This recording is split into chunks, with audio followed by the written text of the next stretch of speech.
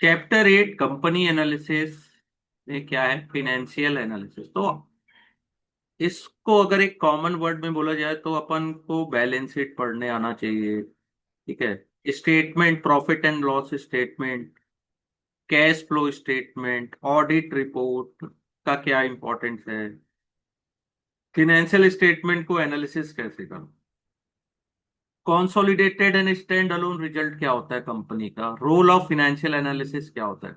तो ओवरऑल आप ये मानिए कि आपको स्टेटमेंट वाली बात ही ज्यादा ज्यादा दिखेगी, हर जगह स्टेटमेंट की बात होगी, स्टेटमेंट स्टेटमेंट। तो पहले पता होना चाहिए कि बेसिक क्या होता है, यानी कि क्या बेसिक टर्मिनोलॉजी स्टेटमेंट में यूज की जाती है। ठीक है। तो अपन ने बहुत सारी चीजें देखी कि इकोनॉमिक, कंपनी, इंडस्ट्री एनालिसिस के बारे में बहुत सारी चीजें अपन ने स्टडी की। लेकिन जब फिनेंशियल एनालिसिस की बात आती है, ठीक है, अपन ने देखा कि न्यूमेरिकली, ठीक है, जिसको क्वांटिटेटिव बोलते हैं, ठीक है, उस टर्म में कैसे एनालिसिस की जाती है। ठीक है। तो फिनेंशियल स्टेटमेंट एनालिसिस बहुत इंपॉर्टेंट रोल एक होता है फंडामेंटल एनालिसिस में। अगर आपको बहुत अच्छी एनालिसिस आती है, ठीक है, in order to able to be a good financial analysis, आपको ज्यादा अकाउंटिंग जानने की जरूरत नहीं। ठीक है। जितनी चीजें फिनेंशियल स्टेटमेंट में होती है उतने को रीड करना आना चाहिए। प्रायर नॉलेज अगर है तो एडवांटेज है, अकाउंटिंग की नॉलेज है तो कोई भी नॉलेज कहीं ऐसा नहीं है कि काम नहीं होता, लेकिन है तो अच्छा है। लेकिन नहीं है तो अपन यहाँ पे स्टडी करेंगे डिटेल में। पहली चीज ये क्या होती है कि इंट्रोडक्शन टू फिनेंशियल स्टेटमेंट कहाँ से आया, ये टर्मिनोलॉजी कहाँ से आई। तो इन इंडिया, हमारे यहाँ, the list of financial statement and its format that listed company need to maintain and publish.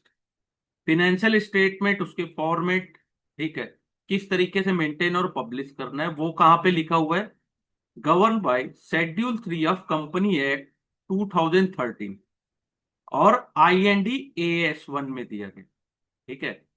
तो IND AS 1 में क्या है कि it's a complete set of financial statement जो लिस्टेड कंपनी, लिस्टेड लिखा हुआ है ना, listed company need to publish including the following. पहला, स्टेटमेंट ऑफ फाइनेंशियल पोजीशन और बैलेंस शीट। पहला आपको बैलेंस शीट देनी है।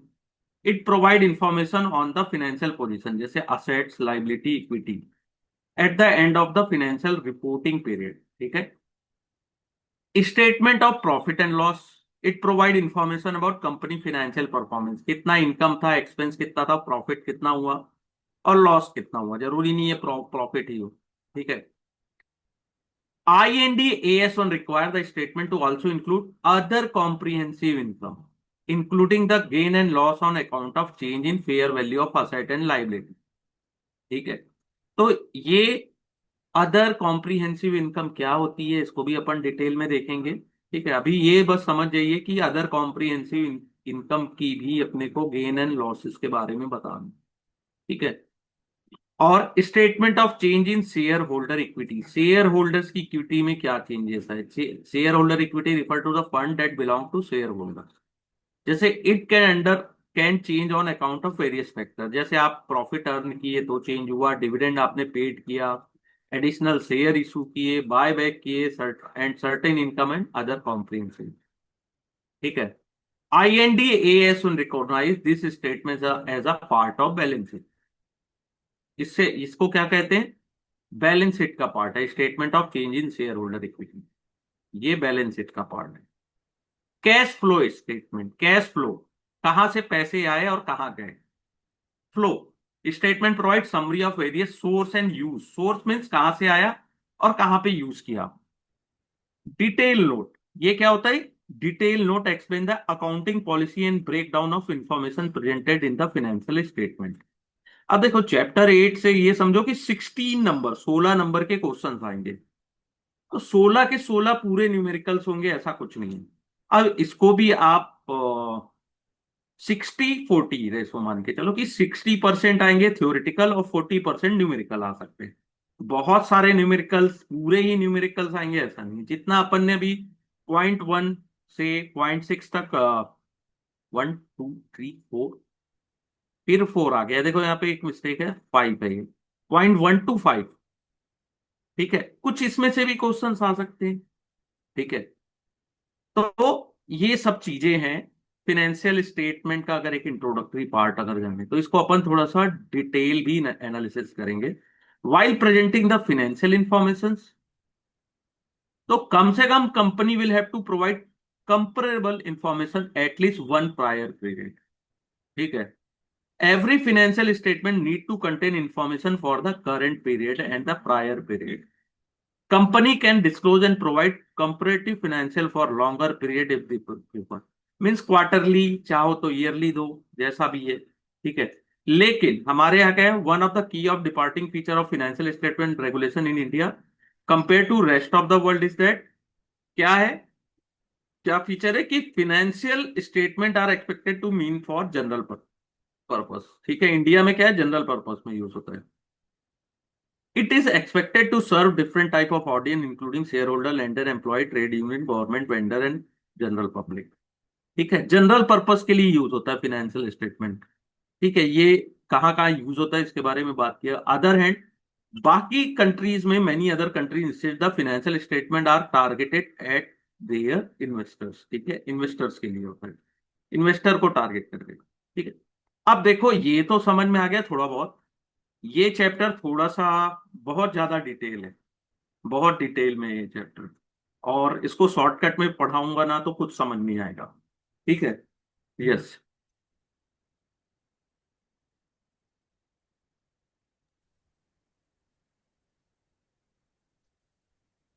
Sir yes. यही चैप्टर सबसे ज्यादा टफ लगता है। नहीं है टफ, इसमें क्या होता है ना सर कि अपन ना टर्मिनोलॉजी को पढ़े ही नहीं है, पढ़ते नहीं है, पर अभी देखिएगा कि जब अपन कंप्लीट कर लेंगे थोड़ा आगे, थोड़ा डिटेल में जो टर्मिनोलॉजी होती है ना स्टेटमेंट की, उसको हम्म। अगर अपन अच्छे से रीड कर लेंगे तो ये इजी लगेगा। टफ तो एक दो क्वेश्चन एग्जाम में आते ही हैं सर, दो चार क्वेश्चन, 10%, एकदम 100% क्वेश्चन डिफिकल्ट है ऐसा कहीं नहीं होता है। एटलीस्ट वो इतने तो क्वेश्चन देते हैं कि कोई भी सामने वाला एग्जाम क्लियर कर ले।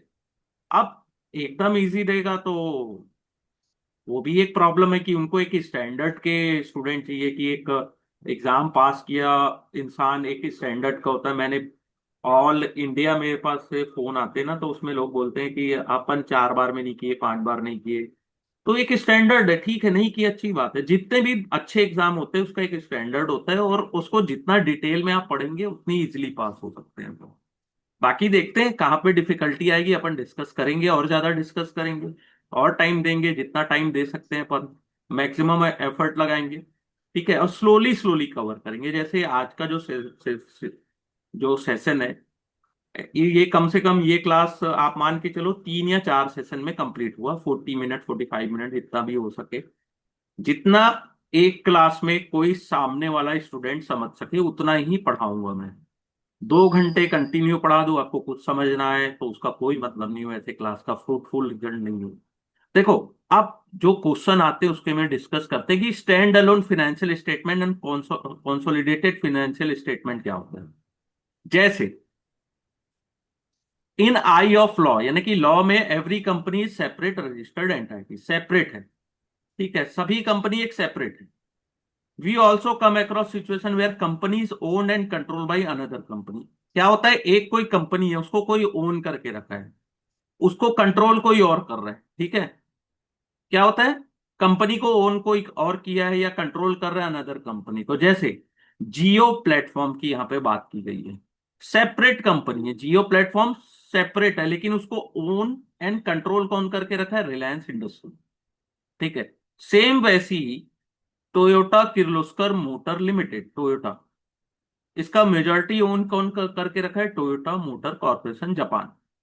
ठीक है, तो क्या हुआ, ओन एंड कंट्रोल कोई और कर रहा है, कंपनी कोई और। ठीक है, तो since company separate registered entity, each company prepare. अब मान लो जियो प्लेटफॉर्म की बात की जाए तो उसका एक इंडिविजुअल फाइनेंशियल स्टेटमेंट होगा, जिसको अपन स्टैंड अलोन बोलते हैं, इंडिविजुअल। ठीक है।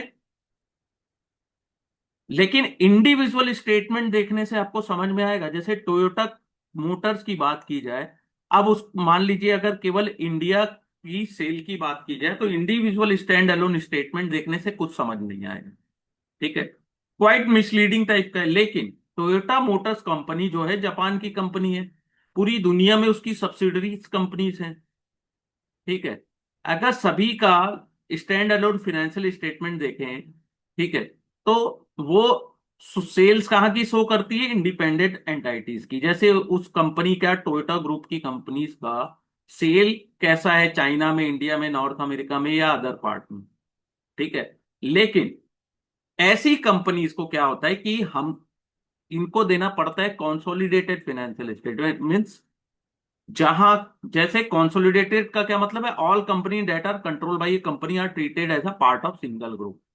तो इनको एज अ सिंगल ग्रुप आप ट्रीट करोगे और कंबाइन करोगे इनकी financial performance of all group company. ठीक है, पूरी सेल, ऑल ऑल जितने भी इंडिया, चाइना, नॉर्थ अमेरिका या जहां जहां इनकी सब्सिडरीज कंपनी है उनकी पूरी सेल को कंबाइन करोगे और एक सिंगल फाइनेंशियल स्टेटमेंट देंगे, उसको बोलेंगे कंसोलिडेटेड। ठीक है, इट इज इंपॉर्टेंट कि one company can control another company by owning more than 50% of the voting rights. कोई भी कंपनी कब कंट्रोल कर पाती है दूसरी कंपनी को, जब उनके पास 50% से ज्यादा का राइट हो, वोटिंग राइट हो। ठीक है, और by having the right to appoint majority of board of director, जिनको बोर्ड ऑफ डायरेक्टर को अपॉइंट कर सके। ठीक है, company that control another company, कोई कंपनी जो दूसरी कंपनी को कंट्रोल करती है, is generally refer as a holding company और पेरेंट्स कंपनी। तो Reliance industry limited parents company हुई किसकी, जियो प्लेटफॉर्म की। ठीक है, और the company that is being control is refer as subsidiaries. तो ये भी आता है, कभी कभी पूछता है ये क्वेश्चन। ठीक है, तो इसको भी याद रखिएगा। ठीक है, while analyzing a company from perspective of equity analysis, consolidated statement are generally prefer over standalone। ठीक है, इक्विटी एनालिसिस में क्या करते हैं अपन, कंसोलिडेटेड स्टेटमेंट को प्रिफर करते हैं, ना कि स्टैंड अलोन को। क्योंकि कंसोलिडेटेड में आपको ज्यादा बड़ी पिक्चर समझ में आएगी कि पूरा पूरा ऐसा कंपनी क्या कर रहा है, एक छोटा सा ग्रुप क्या कर रहा है उससे मतलब नहीं, पूरी कंपनी कैसा कर रही है। Sometime there may be situation that present a subsidiary company from distributing dividend to the parents company। क्या होता है, जो सब्सिडरी कंपनी है वो भी अपना डिविडेंड पेरेंट्स कंपनी को दे रही है। ठीक है, this can arise when subsidiary company is located in geography that has restricted capital control, where the subsidiary company has agree under the डेब्ट to not to pay any dividend to its share holder. It is important to analyse the stand alone. जहां पे ऐसा है कि आपको dividend नहीं मिल रहा है, आपको डिविडेंड पेड नहीं मिल रहा है, ठीक है, तो वहां पे क्या होगा, आपको वहां की स्टैंड अलोन फाइनेंशियल पोजीशन भी देखनी पड़ सकती है। ठीक है, सेबी ने कुछ रेगुलेशन बनाए, require listed company to publish. SEBI के अकॉर्डिंग क्या है कि लिस्टेड कंपनी को पब्लिश करना है consolidated financial statement annual basis में, साल में एक बार एनुअल बेसिस में आपको कंसोलिडेटेड करना है, और वो मैंडेट। ठीक है, company to publish, it is also mandate कि आपको स्टैंड अलोन भी देना है on quarterly basis, yearly basis में कंसोलिडेटेड देना है। ठीक है, it is not mandatory, some company voluntary publish there. अगर मैंडेटरी नहीं है तो आप वॉलंटरीली भी दे सकते हो ऑन क्वार्टरली बेसिस। ठीक है, क्वार्टरली बेसिस में कंसोलिडेटेड फाइनेंशियल स्टेटमेंट आप दे सकते हो, लेकिन वॉलंटरी। ठीक है, मैंडेटरी नहीं है। ठीक है, इक्विटी एनालिस्ट, अब हमारी बात आ रही है कि इक्विटी एनालिस्ट क्या कर सकता है। उनको बहुत ज्यादा चैलेंज होता है कि analyst group which do not publish consolidated quarterly number. ठीक है, ऐसी कंपनी जो क्वार्टरली कंसोलिडेटेड स्टेटमेंट नहीं प्रोवाइड करती उसको कैसे एनालिसिस करोगे, क्योंकि दो स्टेटमेंट यहाँ पे कहा, पहले मैंने बताया ना कि कंसोलिडेटेड फाइनेंशियल स्टेटमेंट साल में एक बार मिलेगा। ठीक है, तो एक बार मिला और नेक्स्ट ईयर में पाऊंगा तो दो दो एक साल का गैप होता है, दो एनुअल रिपोर्ट के बीच में एक साल का गैप होता है। तो क्या होता है, इंफॉर्मेशन कई बार पुरानी हो जाती है। ठीक है, तो ऐसे में डेटेड पुरानी इंफॉर्मेशन मिलेगी, तो क्या होगा, उसका कोई फायदा नहीं है, और आपके पास कंसोलिडेटेड क्वार्टरली नंबर भी नहीं है। ठीक है। तो यहाँ पे कंसोलिडेटेड और स्टैंड अलोन की बात की गई है, यहां से भी क्वेश्चन पूछे जाते हैं। ठीक है। फिर होता है बैलेंस शीट। क्या होता है बैलेंस शीट का फॉर्मेट, कहां से प्रिस्क्राइब किया गया है, शेड्यूल 3 ऑफ कंपनी एक्ट 2013। ठीक है। IND AS1 required that company should also report change in shareholder equity which show various movement in shareholder equity। ठीक है। ये अपन ने देखा था कि शेयर होल्डर इक्विटी की रिपोर्ट भी आपको बैलेंस शीट में देनी है। ठीक है। ये फॉर्मेट किसके लिए है भाई, company act applicable to for all industries. ठीक है। लेकिन except those have separate requirement as per regulator of respective industry, जैसे banking, insurance and utility company follow a different format. क्या है कि इनका रेगुलेशन कोई और है। ठीक है। Prescribe by respective industry regulator. जैसे बैंकिंग का RBI हो सकता है, इंश्योरेंस का IRDA हो सकता है। ठीक है। तो वो जो, ठीक है, बैलेंस शीट को, अब इसको देख के मत डरना, ये कि ये क्या लिखा हुआ है डराने के लिए। ठीक है। ये इसमें कुछ भी नहीं है, ये बस एक बैलेंस शीट दिया हुआ है, कंसोलिडेटेड बैलेंस शीट ऑफ भारतीय एयरटेल 31 मार्च 2019 का। इसको आप, जो अपन टेक्निकल वर्ड्स है उस पर पहले फोकस करते हैं, उसके बाद आप इसको देखिएगा, तो आपको बहुत कुछ समझ में आएगा कि नॉन करंट में क्या आता है, करंट में क्या क्या आता है। ठीक है। Non current asset, current asset में क्या आते हैं, या क्या बोलते हैं उसको, नॉन करंट लाइबिलिटी में क्या है, या करंट लाइबिलिटीज में क्या आता है। इससे बहुत सारे क्वेश्चन बनते हैं ना, इसलिए। ठीक है। तो कुछ common balance sheet line items. ठीक है। Common balance sheet line item का क्या मतलब है, जो यहाँ पे ये वर्ड्स यूज किए गए हैं ना, उसकी मीनिंग, डिटेल, ठीक है, उसको देखते हैं अपन। तो पहला होता है असेट्स। असेट्स में क्या क्या है, asset represent item that are expected to provide future benefit, जो आपको फ्यूचर बेनिफिट प्रोवाइड करेगा। ठीक है। As per the generally accepted accounting principle, company can recognize only those asset which are quantifiable in monetary term. ठीक है। Monetary term में आपको पता रहे उसकी वैल्यू। ठीक है। In general entity can not recognize self generated asset such as own brand name, brand name का आप नहीं बोल सकते उसको। ठीक है। ऐसी चीज जिसका मॉनेटरी टर्म में क्वांटिफिएबल, ठीक है, पैसे में वैल्यू हो उसकी। तो असेट्स कितने टाइप के होते हैं, the assets of company classified into current and non current. इसको समझना जरूरी है, क्योंकि क्वेश्चन पूछा जाता है, बहुत बार आते हैं, बहुत सारे क्वेश्चन आते हैं, सो मच कंफ्यूजिंग है। तो केवल आज अपन असेट्स देखते हैं कि होते क्या। ठीक है। नॉन करंट असेट्स क्या होता है, जिसका benefit over the long term period मिले। ठीक है। In general all asset other than current are non current assets. Current assets के अलावा जितने भी असेट्स होते हैं वो सब नॉन करंट होते हैं। सेकंड होता है करंट असेट्स, जो एक ऑपरेटिंग साइकिल में आपको बेनिफिट मिलेगा, जिसका, या 1 ईयर के भीतर। The tenure of operating cycle is taken as 1 year, 1 साल के अंदर उसका आपको बेनिफिट मिलेगा। ठीक है। तो पहले देखो कि नॉन करंट असेट्स में क्या क्या चीजें आती हैं और करंट में क्या क्या चीजें आती हैं। तो नॉन करंट असेट्स में क्या आती है, प्रॉपर्टी प्लांट एंड इक्विपमेंट, जिसको PPE बोलते हैं। इसमें मैं इस चैप्टर की खासियत बता रहा हूं, किसी भी चीज को स्किप मत करना, छोड़ना मत। तो जैसे land, building, machinery, furniture, computer, other similar item, तो ये सब नॉन करंट। देश इनकी वैल्यू क्या आता है, सोन एज हिस्टोरिकल कॉस्ट। इसमें डेप्रिसिएशन भी होता है। IND 16 AS 16 allow company to use revaluation based model. Revaluation करते रहो उसका, रिवाइज करते रहो उसकी वैल्यू को, पीरियडिकली उसकी वैल्यू रिवाइज होती रहती है। ठीक है। The choice to apply revaluation method should be applied for entire assets class, सभी असेट्स क्लास में होता है। जैसे यहाँ पे ऊपर जो स्टेटमेंट है वहां पे एग्जांपल दिया गया है, क्या लिखा है कि पीपी ऑन 31 मार्च 2019 इज 815। अब यहाँ पे देखो पीपी कहाँ पे लिखा है, ये ऊपर में ही लिखा है 815। ठीक है, सबसे फर्स्ट पॉइंट में। नेक्स्ट होता है कैपिटल वर्क इन प्रोग्रेस, जो this represent PP that are currently under construction, जो रेडी नहीं है ऑपरेशन के लिए, लेकिन जब एक बार असेट्स कंप्लीट हो जाएगा रेडी फॉर ऑपरेशन, इसे पीपीई में ट्रांसफर कर दिया जाएगा, तो कैपिटल वर्क इन प्रोग्रेस वो नॉन करंट असेट आता है। थर्ड आता है गुडविल। गुडविल से क्वेश्चन कई बार पूछा जाता है, तो इसको ध्यान से देखिएगा।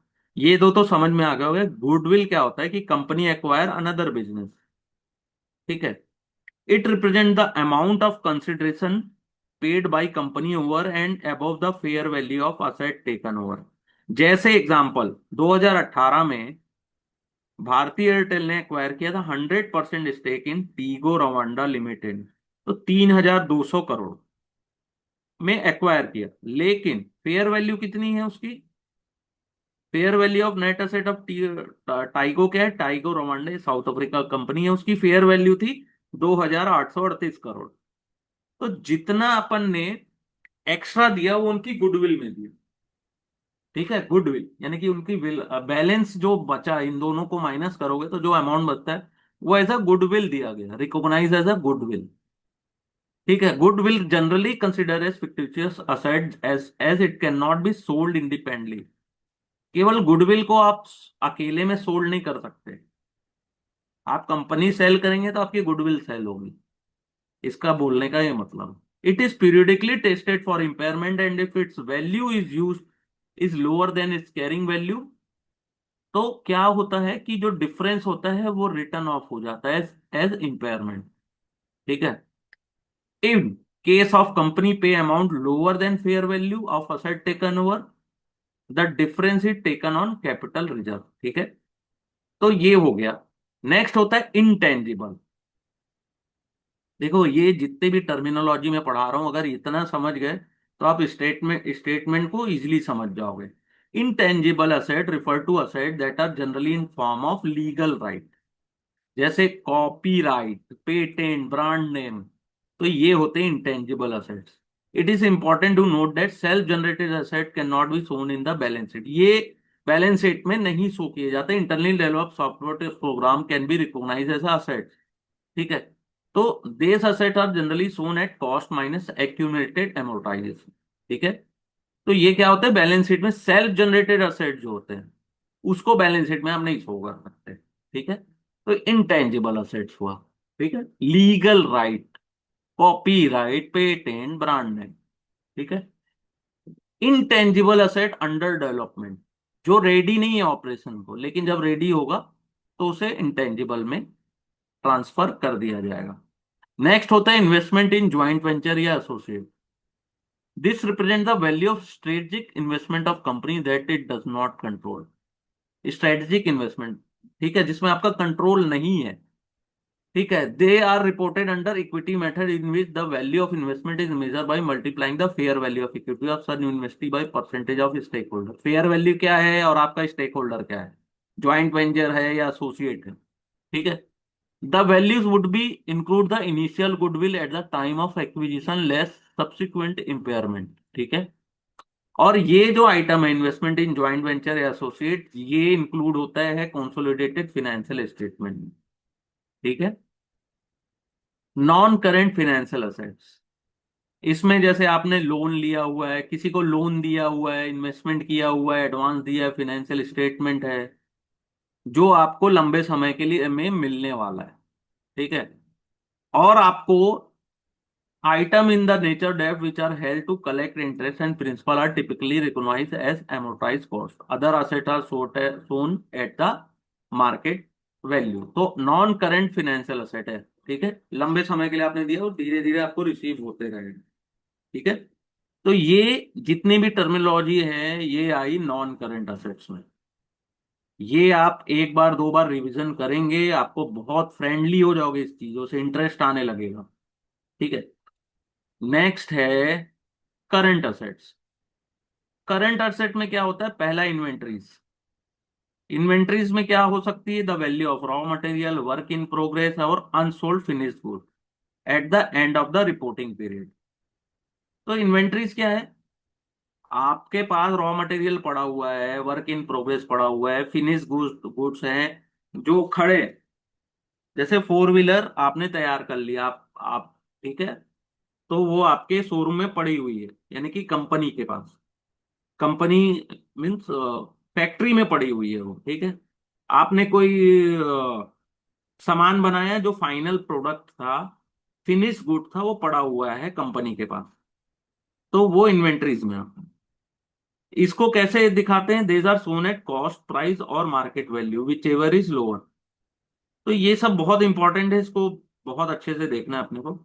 फिर करंट फिनेंशियल असेट्स, जैसे cash, cash equivalent, bank balance, short term investment, receivable, other financial claim, जो कि एक साल के भीतर आपको मिलने वाला है, with in a 1 year. Cash and equivalent, it include cash balance in current account, short term bank deposit, money market instrument. Bank balance means आपके पूरे बैंक अकाउंट्स में कितना पैसा है। कैश इक्विवेलेंट, रिसीवेबल, रिप्रेजेंट कितना पैसा आपको कस्टमर से रिसीव हुआ। ठीक है। इन्वेस्टमेंट, आपने शॉर्ट टर्म इन्वेस्टमेंट किया है, उसकी फेयर वैल्यू क्या है। और अदर्स में जो क्लेम आपको साल भर के भीतर में मिलने वाला है। Other current asset represent asset that are likely to provide benefit with the next 1 year. ठीक है। Next within a 1 year आपको मिलने वाला है अदर करंट असेट्स में। दिस इंक्लूड प्रीपेड एक्सपेंस और any such where the benefit is likely to receive in the kind good और service rather than as a cash और equivalent, यानी कि गुड एंड सर्विस आपको मिलने वाली है। आपने प्रीपेड उसमें पैसे लगा चुके वो आपको बस मिलने वाला है with in a one. Equity, equity क्या होता है? रेसिडुअल इंटरेस्ट होता है इन अ कंपनी, जो बिलोंग करता है ऑनर ऑफ द कंपनी। तो इसकी वैल्यू कैसे निकालते हैं इक्विटी की value? It represent the value of asset minus liability. आपके पास असेट कितना है और लाइबिलिटी कितना है। It has several sub component. The breakdown is not necessary for significant concern of financial analyst on most occasions. ठीक है। यानी कि ब्रेकडाउन इतना नेसेसरी नहीं है, लेकिन आपको पता होना चाहिए। ठीक है। जब एनालिस्ट जो कंसर्न है कंपनी की ability to distribute cash flow to share holder, वो इसका ब्रेकडाउन जरूर देखते हैं कि कितना कैश फ्लो वो शेयर होल्डर्स को दे सकती है, उसके लिए उसका ब्रेकडाउन देखते हैं। ठीक है। Next, share capital. इसको क्या बोलते हैं? Face value of paid up share capital of company. इसको फेस वैल्यू में होता है, ये शेयर कैपिटल होता है फेस वैल्यू में ऑफ पेड अप शेयर्स। ठीक है। शेयर प्रीमियम का क्या मतलब होता है? कि आपका जो फेस वैल्यू है उससे कितना ऊपर आपको मिला। ठीक है। पेड अप कैपिटल आपने दे दिया, लेकिन उसमें receive the amount receive toward paid up capital that is over and above the value of shares, तो वो प्रीमियम। जैसे 10 रुपए पेडअप है, फेस वैल्यू है, आपको 20 रुपया मिला, तो जो एक्स्ट्रा मिला वो प्रीमियम मिला। रिटेन अर्निंग, रिटेन अर्निंग का क्या मतलब होता है? यस, एक सेकेंड।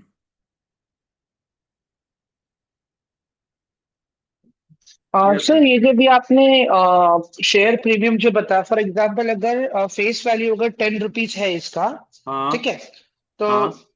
फॉर एग्जांपल अभी जो ऊपर का जो भी फॉर एग्जांपल जैसे पकड़ लेते हैं अभी टीसीएस का प्राइस, लेट्स अज्यूम इट कि अभी 1000 रुपीज है, हाँ। तो 10 रुपीज उसका फेस वैल्यू है, तो बाकी जो बचा 990 रुपीज वो उसका प्रीमियम है, राइट सर? हाँ। हाँ। हाँ। यही एक यही है ना सर? एग्जाम्पल के तौर से, हाँ, वैसे ही सोच सकते हैं, किसी कंपनी का अपन नाम यहाँ नहीं ओके। ले सकते, लेकिन ये है कि पेडअप आप जब भी आईपीओ को देखेंगे, आईपीओ, हम्म।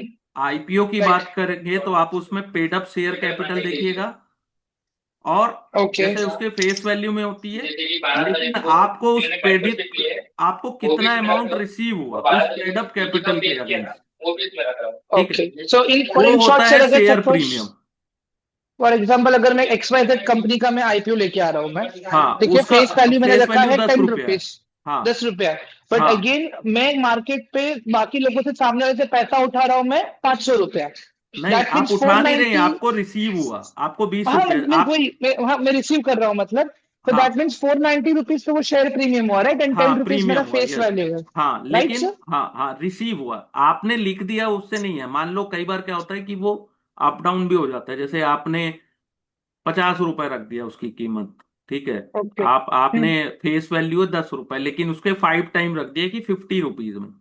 लेकिन हम्म। लेकिन मार्केट आपको उतना देना ही नहीं चाहता है, तो आपको रिसीव ओके। हुआ, मान लो 50 मांगा था आपने, 20 रुपए मिला, तो भी जो 10 रुपए एक्स्ट्रा मिला वो आपको प्रीमियम हुआ, शेयर प्रीमियम। ठीक है। हम्म। नेक्स्ट होता है retain earning. Hmm. Refer to the total amount of profit and other comprehensive income. ठीक है, जो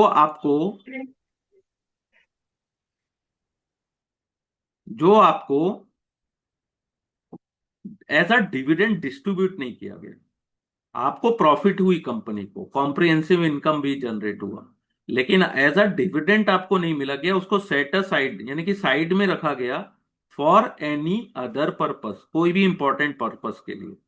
रिटेन अर्निंग बोलते हैं। जो प्रॉफिट हुआ या कॉम्प्रिहेंसिव इनकम जनरेट हुई वो आपको डिस्ट्रीब्यूट नहीं किया गया। ठीक है, डिस्ट्रीब्यूट नहीं किया गया एज अ डिविडेंड। ठीक है। पहला होता है जनरल रिजर्व।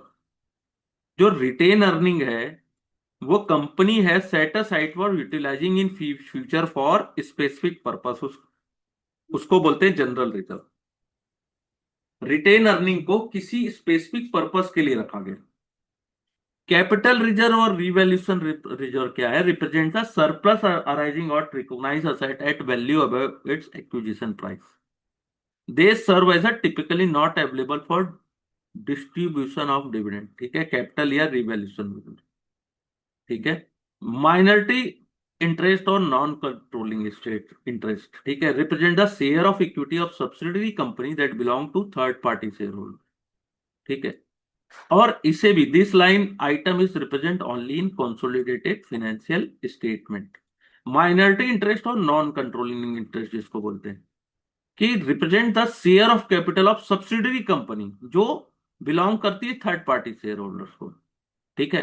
इस इसे कहां पे प्रेजेंट किया जाता है? Consolidated financial statement. तो ये भी आते हैं करंट असेट्स के पार्ट में। ठीक है।